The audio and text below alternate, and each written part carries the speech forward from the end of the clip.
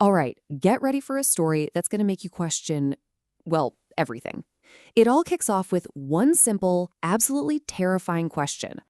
What if you woke up one morning and poof, your job, your history, the very proof that you even exist, it's all just gone? I mean, imagine this. You show up to work, right? But the building, it's a ghost town. The company name is just gone from the directory. That phone number you've dialed 1,000 times? Dead. You check your email. Nothing. A digital wasteland. You check your bank account. Your life savings? Gone. Without a single trace. No employment record, no paper trail. Absolutely nothing. It's literally as if you were never there, a ghost in your own life. Well, this exact nightmare becomes reality for one man in the thriller, Chase. And that single sentence, that's the trigger. That's the exact moment a brilliant security engineer realizes he hasn't just been fired, he's been erased. And worse, he's trapped in a conspiracy that wants him very, very dead. So, to really understand this whole mess, we have to go back to the beginning. We start in Antwerp, Belgium, with a guy named Ben Logan. On the surface, he's your typical security engineer, and he's really struggling to connect with his teenage daughter, Amy. You know the vibe.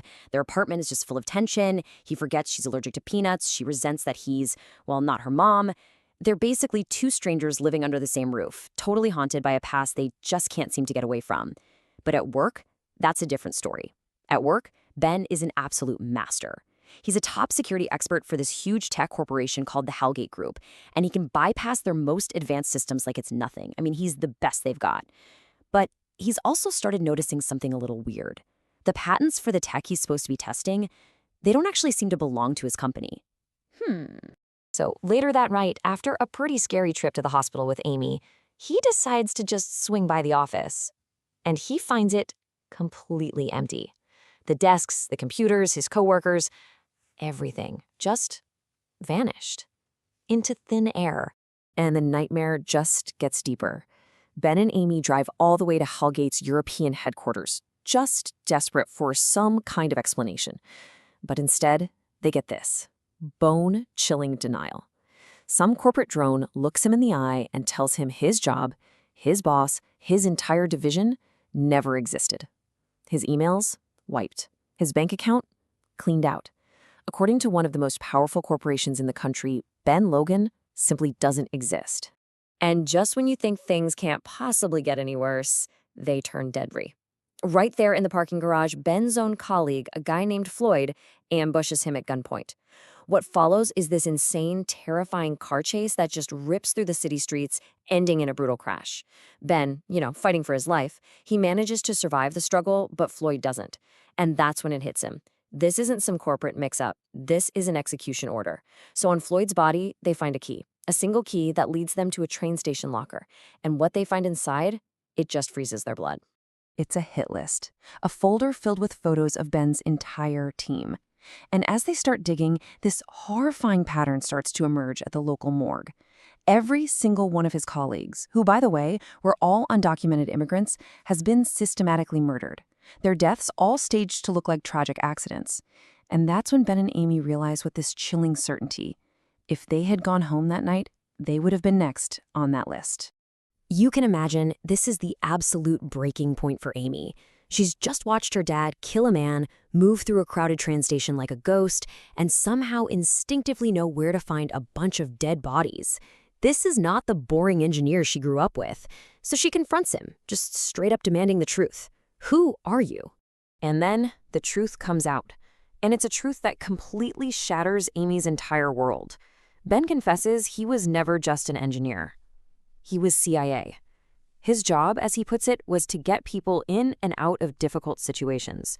He left that whole life behind to try and be a father, but now his past has finally caught up to them, and everything they thought was real, well, it's all been built on a foundation of secrets and lies.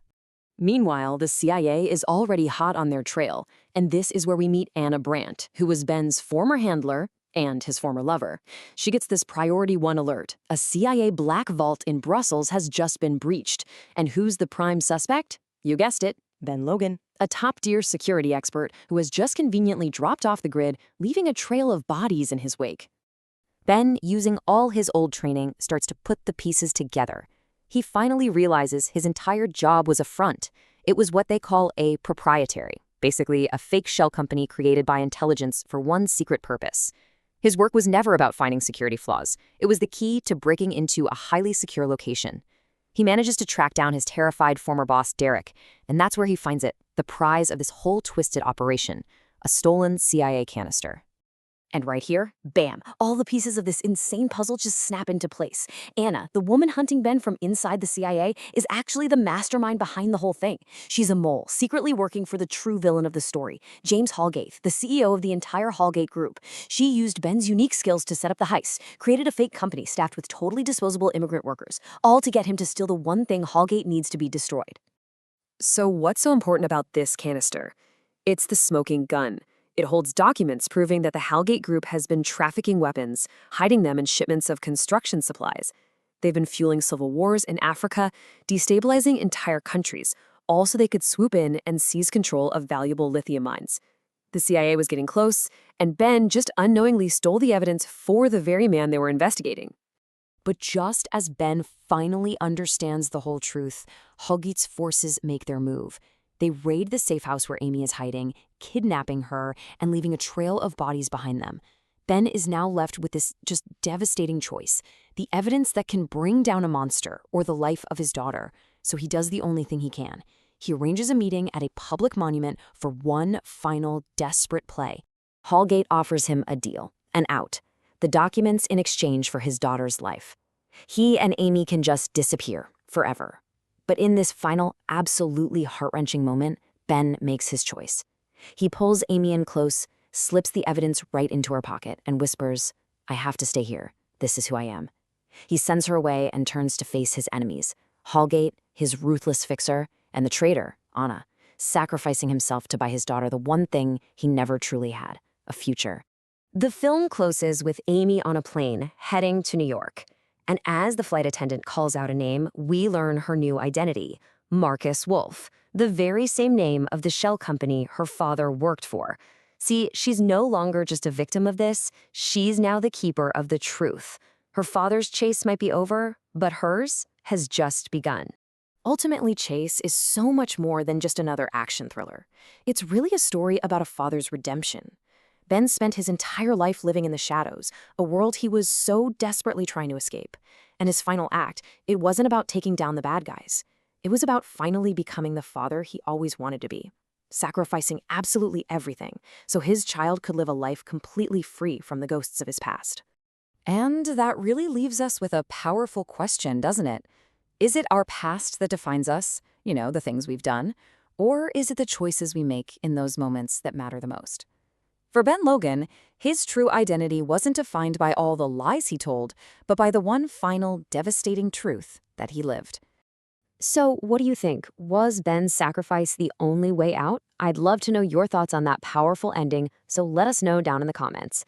And hey, if you enjoyed this breakdown, do us a huge favor and hit that like button, subscribe, and ring that notification bell for more movie explanations just like this one. Thanks for watching.